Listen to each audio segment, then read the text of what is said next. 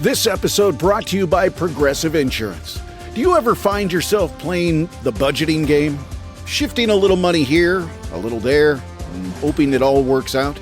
Well, with the Name Your Price tool from Progressive, you can get a better budgeter and potentially lower your insurance bill too. You tell Progressive what you want to pay for car insurance, and they'll help find you options within your budget. Try it today at Progressive.com. Progressive Casualty Insurance Company and Affiliates. Price and coverage match limited by state law. Not available in all states. Thursday Night Football is on, and it's only on Prime Video. This week, it's an AFC clash with the Baltimore Ravens when they meet the Miami Dolphins. Coverage begins at 7 p.m. Eastern with football's best party, TNF Tonight, presented by Verizon. Not a Prime member? Not a problem. Simply sign up for a 30-day free trial. It's the Ravens and Dolphins, Thursday at 7 p.m. Eastern, only on Prime Video. Restrictions apply. See Amazon.com/Amazon Prime for details. Football is so much more than a single season. It's something you look forward to 365 days of the year. Just like Nationwide is so much more than a great insurance company. They're one of America's largest financial services companies, too. For your insurance and financial needs, Nationwide is on your side. Nationwide Investment Services Corporation, member FINRA, Columbus, Ohio. Now tuned into the greatest. So when that bag come, I won't fumble. I'm just stacking on the low, but hey, I'm tired of being humble. Let me get to it. That motivation music. Get control of your life, don't let nobody else do it. Cause we're not gonna have matching Ep.515s cruising. Feel like you winning on the ground. Yes, sir. What's up, everybody? Welcome back to The Run with me, Manny Wilson, all the way from Detroit to Chicago to your speakers and headphones. Now, I appreciate you tuning in to the first interactive sports podcast. You know, a community that makes sure your voice is heard. So if you hear something you agree with, you disagree with, you like or you dislike, shoot us a quick take on the voicemail line, 219-413-9405. And of course, we'll play your take back on our next episode. And then speaking of episodes, shout out to SeatGeek for sponsoring this episode. Get $20 off your first ticket purchase when you use the promo code The Run Podcast. Now, this code can only be applied for first-time users on the mobile app or website. So I don't know about you, but you better create that email and just make an account and use this promo code to save yourself $20 off some tickets to a concert or wherever it is you're trying to attend that involves tickets. So SeatGeek got you covered. I'm so glad I didn't purchase some tickets to this Atlanta Falcons game because I would have been furious. Oh, man. Yeah, officially, at this point, I think it doesn't get any more clear. I'm officially out on the Atlanta Falcons. I'm done. I'm done with this team. I'm still a fan. What I mean by that, like, I'm a fan of this team. But I'm officially out on the Atlanta Falcons. I don't think they'll end up being a playoff team like they had aspirations of doing. This Falcons team is just not adding up to what it's supposed to be like. And it's not necessarily from a personnel standpoint where this Falcons team is underperforming. It's the coaching staff where this Falcons team is just not getting to what they need to do. And I don't think with changes being so stagnant early on, and I mean, you're week 8 now and you still haven't figured out the offense. You had all of last year to figure out the offense. You had all of this year to figure out the offense, and you still haven't figured out how to make something work with this offense. We still only run 7 plays throughout the whole game, and 6 of them are all in pistol. So it's just like, with this stuff being said, man, I'm done with the Atlanta Falcons. I don't think they'll end up being a competitive team this year. I see us probably being 8-9, if that.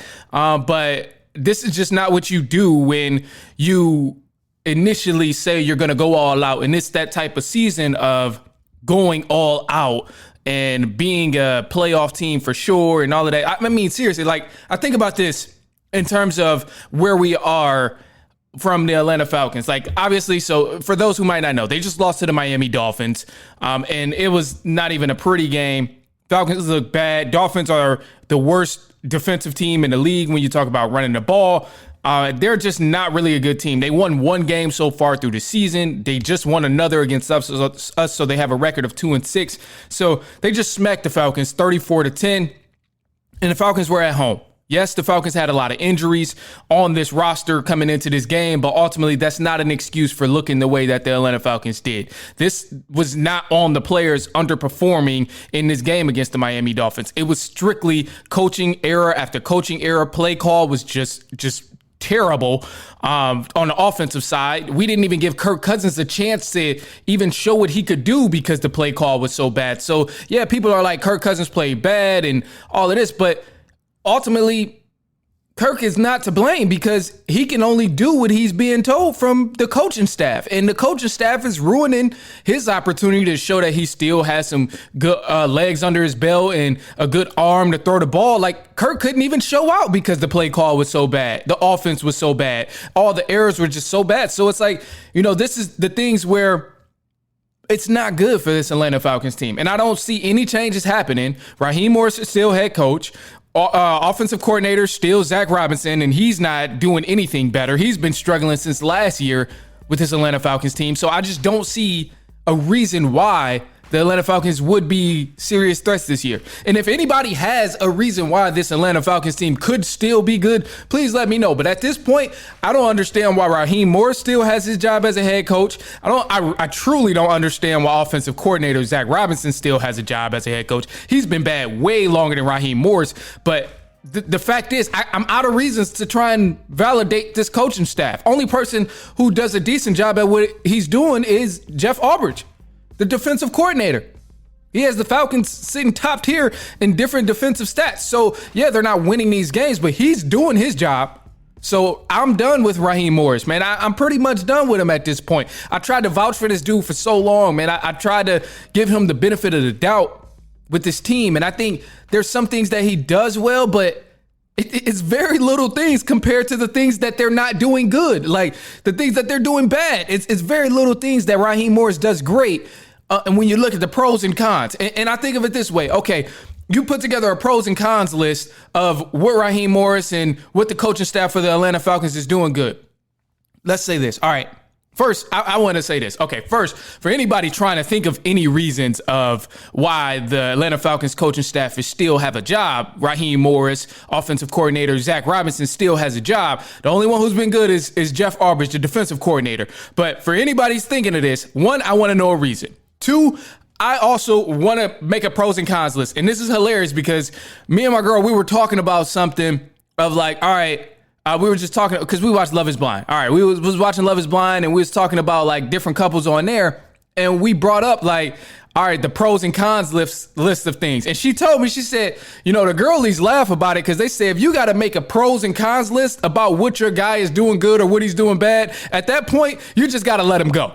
I think about this same thing with the Falcons head coach Raheem Morris and offensive coordinator Zach Robinson. There's not a pros and cons list where the pros will outweigh the cons if we start this list. So just to think about it this way, if we put together a pros and cons list, or we're thinking about putting together a pros and cons list of Raheem Morris, head coach, and offensive coordinator Zach Robinson for the Falcons, it's time to just let them go. It's time to get out of there. It's done. The relationship is over with.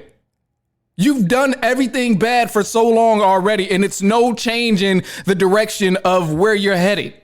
So I'm done with the Atlanta Falcons in terms of believing they'll be contenders this season. I've lost faith in them at this point, and I don't think they'll turn anything around until they let go of at least Zach Robinson. He's the first one that definitely has to go, and they definitely won't turn anything around if Raheem Morris is still a head coach in the future. But it all starts with definitely Zach Robinson as the offensive coordinator. This dude has been bad for years at this point. So we've given him multiple opportunities to show what he can do, and he hasn't done anything.